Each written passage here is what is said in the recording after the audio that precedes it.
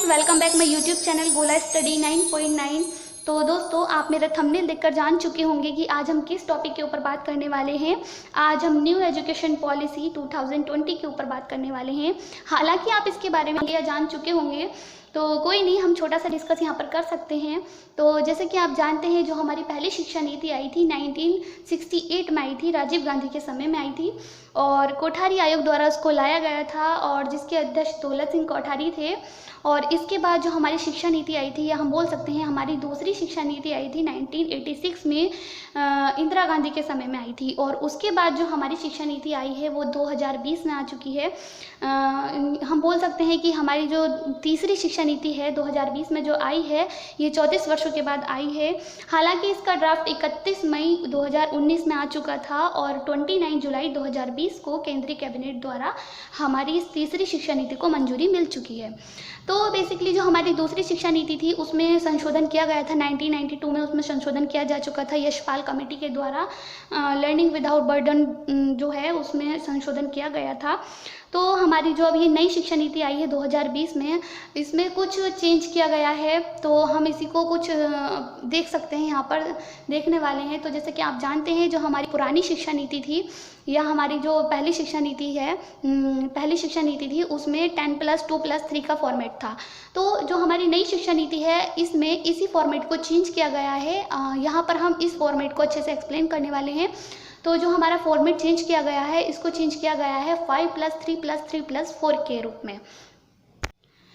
5 में pre primary के 3 years होंगे या 3 साल होंगे। इसके बाद फर्स्ट क्लास स्टार्ट होगी, उसके बाद सेकंड क्लास स्टार्ट होगी और इस स्टेज को फाउंडेशन स्टेज बोल सकते हैं, या हम कह सकते हैं कि 3 से 8 वर्ष तक का बच्चा इस स्टेज में होगा। और इस शिक्षा नीति में कहा गया है कि कक्षा 5 तक के बच्चे को खेलकूद और गतिविधियों के द्वारा सिखाया जाएगा, या बोल सकते हैं प्री प्राइमरी के जो 3 इयर्स होंगे बच्चे को खेलकूद के माध्यम से ही उसको सिखाया जाएगा और फर्स्ट और सेकेंड क्लास में उसको रिटर्न के माध्यम से एजुकेशन दी जाएगी। कक्षा 5 तक की जो पढ़ाई होगी मातृभाषा स्थानीय भाषा में होगी और अंग्रेजी भाषा कोई बाध्यता नहीं होगी। इसके बाद 8 से 11 वर्ष तक का बच्चा प्री पैरिटी स्टेज में कहलाया जाएगा, या बोल सकते हैं कक्षा 3, 4, 5 तक का जो बच्चा होगा वो 3 में आएगा, 3 वाले फॉर्मेट में जाएगा। इसके बाद 11 से 14 वर्ष तक का बच्चा जो होगा मिडिल स्टेज में कहलाया जाएगा, या हम बोल सकते हैं कक्षा 6, 7, 8 तक का जो बच्चा होगा वो 3 वाले फॉर्मेट में जाएगा। और कक्षा 6 से बच्चे की इंटर्नशिप स्टार्ट हो जाएगी, उसको कंप्यूटर कोडिंग सिखाया जाएगा।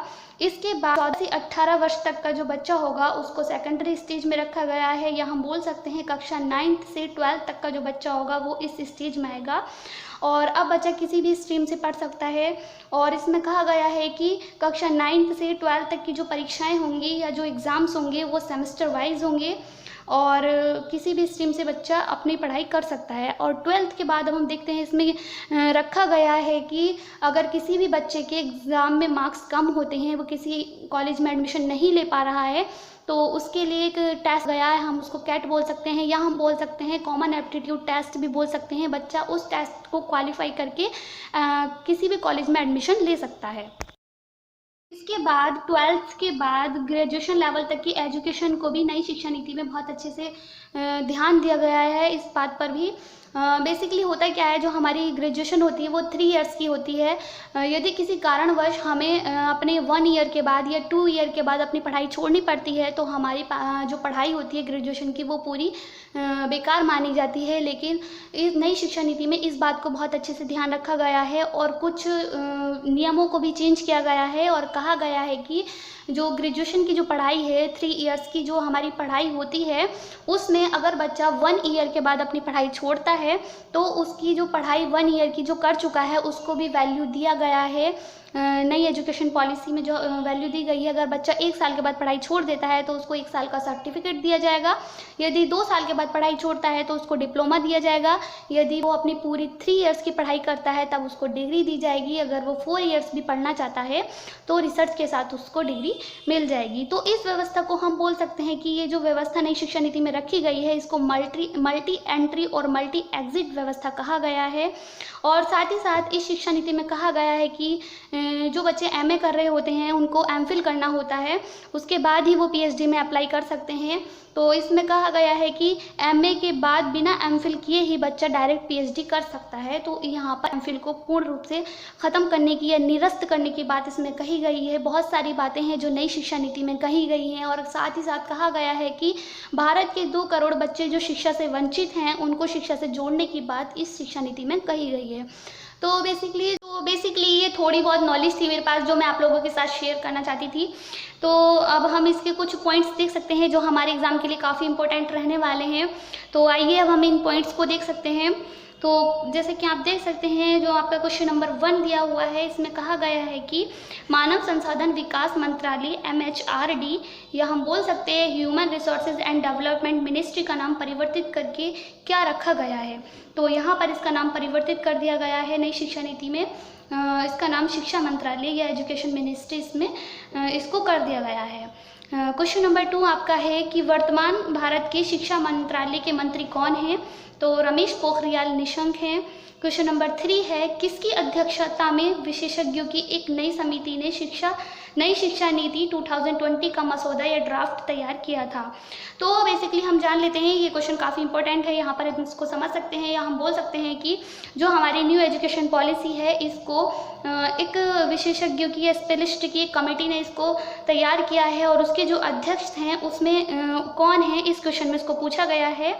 तो इसके जो अध्यक्ष हैं डॉक्टर के कस्तूरी रंगन हैं जो अंतरिक्ष वैज्ञानिक भी हैं। तो क्वेश्चन नंबर 4 है आपका कि नई शिक्षा नीति में किस क्लास तक मातृभाषा, स्थानीय भाषा या क्षेत्रीय भाषा में पढ़ाई का माध्यम रखने की बात कही गई है। तो 5वीं क्लास तक है, इसके बारे में हम ऊपर डिस्कस कर चुके हैं। क्वेश्चन नंबर 5 आपका दिया हुआ है कि विदेशी भाषाओं की पढ़ाई किस लेवल से स्टार्ट होगी या किस लेवल से शुरू होगी। वो सेकेंडरी लेवल है और सेकेंडरी लेवल में कक्षा 9 से 12 तक का बच्चा है। और क्वेश्चन नंबर 6 है कि किस साल तक स्कूली शिक्षा में 100% GER ग्रॉस एनरोलमेंट रेशियो के साथ माध्यमिक स्तर तक एजुकेशन फॉर ऑल का लक्ष्य रखा गया है। 2030 है इसका आंसर, 2030 तक इसका लक्ष्य रखा गया है। क्वेश्चन नंबर 7 है किस साल तक उच्च शिक्षा में 50% GER पहुंचाने का लक्ष्य रखा गया है। 2035 तक लक्ष्य रखा गया है। क्वेश्चन नंबर 8 है नई शिक्षा नीति का लक्ष्य किस वर्ष तक 3 से 18 आयु वर्ग के प्रत्येक बच्चे को गुणवत्तापूर्ण शिक्षा प्रदान करना रखा गया है। तो आने वाले 10 साल तक यानी कि 2030 तक 3 से 18 आयु वर्ग के प्रत्येक बच्चे को गुणवत्तापूर्ण शिक्षा पहुंचाने का लक्ष्य रखा गया है। क्वेश्चन नंबर 9 दिया हुआ है स्कूल पाठ्यक्रम 10+2+3 के पैटर्न के स्थान पर क्या किया गया है।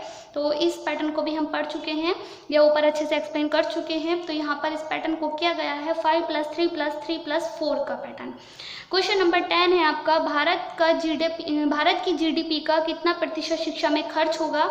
तो नई शिक्षा नीति में इस बात को बहुत अच्छे से ध्यान में रखा गया है कि भारत की जीडीपी का 6% भाग शिक्षा में खर्च किया जाएगा और वर्तमान में जो खर्च किया जा रहा है 4.43% भाग जीडीपी का शिक्षा में खर्च हो रहा है। क्वेश्चन नंबर 11 आपका दिया हुआ है किस क्लास से वोकेशनल कोर्स शुरू किए जाएंगे। कक्षा 6 से शुरू किए जाएंगे। क्वेश्चन नंबर 12 है नई शिक्षा नीति में किस कोर्स को खत्म करने की बात कही गई है। एमफिल को खत्म करने की बात कही गई है। क्वेश्चन नंबर 13 है पीएचडी करने के लिए क्या अनिवार्य किया गया है। तो नई शिक्षा नीति में कहा गया है कि पीएचडी करने के लिए 4 साल तक की स्नातक डिग्री होनी चाहिए। क्वेश्चन नंबर 14 है आपका स्नातक कितने वर्ष का कर दिया गया है। तो यहाँ पर हम बोल सकते हैं स्नातक 3 या 4 वर्ष का कर दिया गया है। तो दोस्तों यही मेरे पास नॉलेज थी जो मैं आप लोगों के साथ शेयर करना चाहती थी। यदि आपको मेरी वीडियोस अच्छी लगे तो इसको लाइक कीजिए, शेयर कीजिए और साथ ही साथ मेरे चैनल को सब्सक्राइब करना ना भूलें। Thank you for watching this video. Bye, good luck.